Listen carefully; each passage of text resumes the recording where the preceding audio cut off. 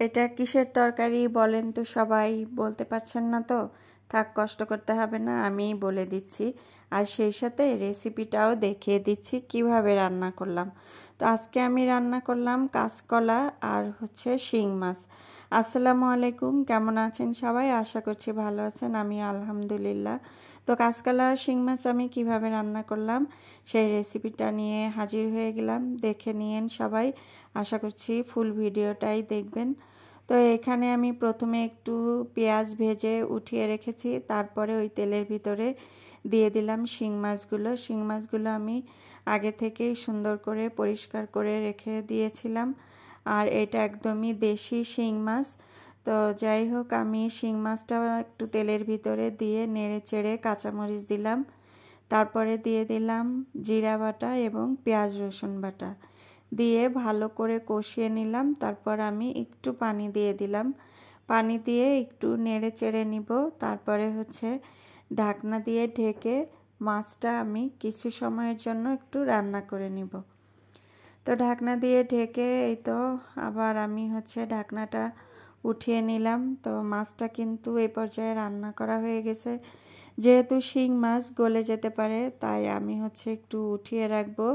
তো শিং মাছটা উঠিয়ে না রাখলে তরকারির ভিতরে দিয়ে নাড়াচাড়া করলেই ভেঙে যেতে পারে, তাই আমি এই পর্যায়ে মাছটা উঠিয়ে রাখবো। আর আমি কিন্তু মাছের সাথে লবণ হলুদ দেইনি, কারণ লবণ হলুদ দিয়েই মাছটা আমি মেখে রেখে দিয়েছিলাম। তো এবার আমি ওই মশলার ভিতরে দিয়ে দিলাম কাঁচকলাগুলো। আর কাঁচকলা কিন্তু আমি গরম পানি, লবণ এবং হলুদ দিয়ে ভালো করে ধুয়ে নিয়েছি, কারণ এটাতে একটা কষ থাকে, আর ওই কষটা থাকলে তরকারিটা খেতে কিন্তু একদমই মজা লাগে না। তো তারপরে আমি এর ভিতরে হলুদ, লবণ সব মশলা দিয়ে কাঁচকলাটা কষিয়ে নিলাম ভালোভাবে, আর দিয়ে দিলাম পানি। পানিটা দিয়ে ভালো করে নেড়ে চেড়ে আমি ঢাকনা দিয়ে ঢেকে কাঁচকলাটা সিদ্ধ হয়ে আসা পর্যন্ত রান্না করব। তো এই তো আমি ফিরে আসলাম, আবার ঢাকনাটা উঠিয়ে একটু নেড়ে চেড়ে দিলাম, আর এই পর্যায়ে কলাটা কিন্তু সিদ্ধ হয়ে গিয়েছে। কাঁচকলা সিদ্ধ হতে যদিও সময় কম লাগে। তো আমি মাছটা দিয়ে দিলাম, এই পর্যায়ে মাছটা দিয়ে একটু আলতো করে নেড়ে দিলাম, দিয়ে আমি এখন দিয়ে দিব ঝোলের পানি। তো যেহেতু কাঁচকলা তরকারি নামানোর পরে অনেকটাই টেনে যায়, তাই আমি একটু বেশি করে পানিটা দিয়ে দিলাম। তো ঝোলের পানিটা দিয়ে আবারও কিন্তু আমি একটু রান্না করে নিব।